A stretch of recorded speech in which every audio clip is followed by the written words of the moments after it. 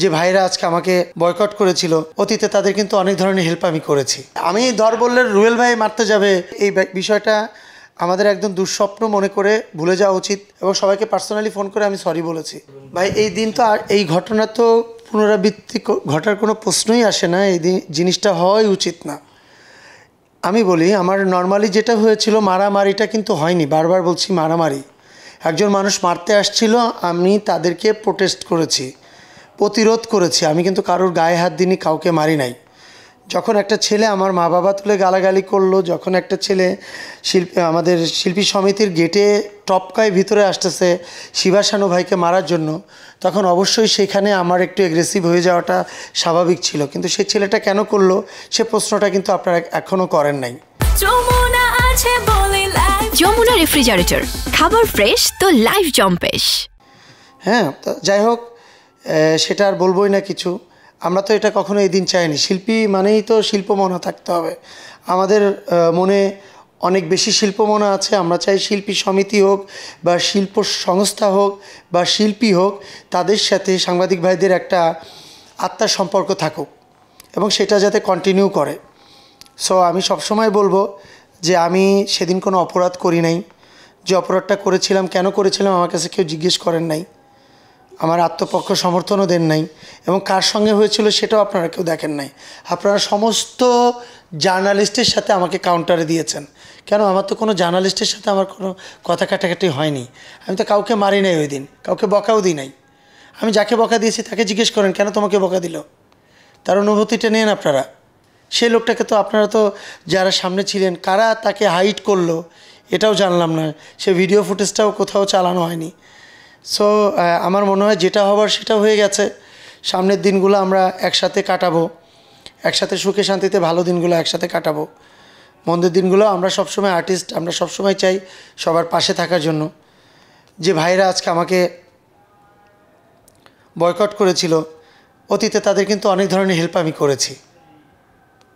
সব ধরনের হেল্পেই আমি পাশে চেয়েছি। আমার কাছে যখনই যে হেল্প চেয়েছে, সাংগঠনিক কাজে হোক, শিল্পী সমিতির কাজে হোক, যে কোনো হেল্পেই আমি তাদের পাশে দাঁড়িয়েছি কিন্তু। সো আমি সবার পাশেই আমি আছি ইনশাল্লাহ। আমি যতদিন অ্যাসোসিয়েশনে থাকবো, অ্যাজ এ আর্টিস্ট হিসাবে যতদিন থাকবো, ততদিন আমি অবশ্যই তাদের, আমার ভাইদের পাশেই আমি থাকবো। চিনি না, আমি পরবর্তীতে জানতে পেরেছি চ্যানেল 24-এর জার্নালিস্ট ক্যামেরা পার্সন ছিল হয়তো। আমি যখন দেখলাম যে সে দিয়াল টপকায় শানু ভাইকে মারতে আসছে, আমি তাকে রিকোয়েস্ট করেছিলাম, সে ভিডিওটা আমার কাছে আছে, রিকোয়েস্ট করেছিলাম ভাই আমরা দেখতেছি, আপনি থামেন, কী হলো।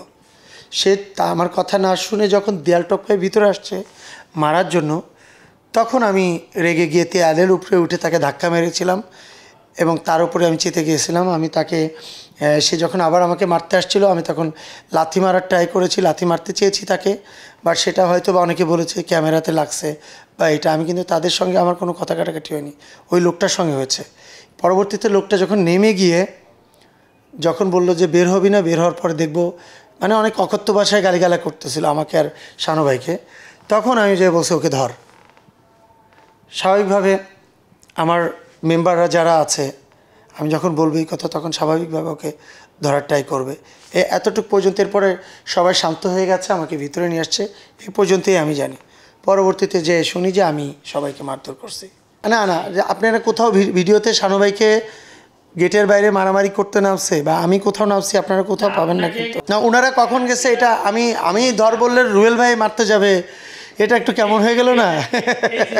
রুবেল ভাই লিজেন্ড একজন, আমি আমার সিনিয়ররা, এটা আসলে কি ভাইয়া, এটা অনেক ভুল বুঝাবুঝি ছিল। এটা আপনারা প্রত্যক্ষদর্শী যারা ছিলেন, হয়তোবা আপনারা অনেকেই তখন অনেক কিছু প্রফেশনের দিক দিয়ে অনেকেই অনেক কিছু হয়তো বা হাইড করেছেন।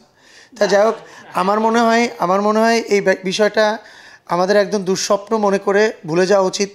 আমি আমার জার্নালিস্ট ভাইরা যারা কষ্ট পেয়েছে, তারা সত্যি আমার জন্য কষ্ট পেয়েছে কিনা আমি সবাইকে ফোন করেছি এবং সবাইকে পার্সোনালি ফোন করে আমি সরি বলেছি যে যদি আপনারা মনে করে থাকেন যে আমার জন্য আপনারা ব্যথা পেয়েছেন, আমাকে মাফ করে দেন। ইভেন অফিসিয়ালি আনঅফিসিয়ালি যত ধরনের সাপোর্ট দরকার আমরা কিন্তু করেছি। তাদের সঙ্গে একটা মিলমিশ, যারা ক্ষতিগ্রস্ত তাদের সাথে কিন্তু কোনো প্রবলেম নাই, কিন্তু যারা ক্ষতিগ্রস্ত না, যারা সত্যিকারে কোনো কিছুকে টার্গেট করে এই জিনিসটাকে ঘোলাপানিতে নিয়ে আসছে, তারা আসলে খুব নেগেটিভিটি কাজটা করেছে। সো আমি তাদের কাছে অনুরোধ করব, তাদের কাছে আমি আমার তরফ থেকে ক্ষমাও চাইব যে যেটা হয়েছে এই পর্যন্তই শেষ করেন। এটাকে নিয়ে আর বাড়াবাড়ি করলে জিনিসটা সবার জন্যই খারাপ হবে। আমার জন্য যতটুকু খারাপ ততটুকু হয়ে গেছে, কিন্তু উভয় পক্ষে যখন একজন একজনকে টার্গেট করবে তখন কিন্তু কেউই শান্তিভাবে থাকতে পারবে না, আর কিন্তু সবাই অশান্তিতে থাকবে, বিষয়টা এরকম। সো যতটুক যা হয়ে গেছে, সাংবাদিক ভাইদেরকে আমি অনেক ভালোবাসি, তাদের সাথে আমি সবসময় থাকতে চাই, সবসময় চলতে চাই।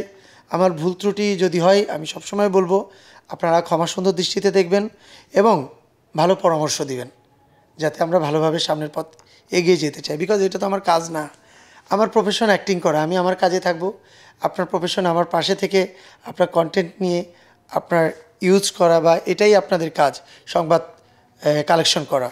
সো আমরা সর্বোপরি চেষ্টা করব আপনাদেরকে সাপোর্ট দেওয়ার জন্য।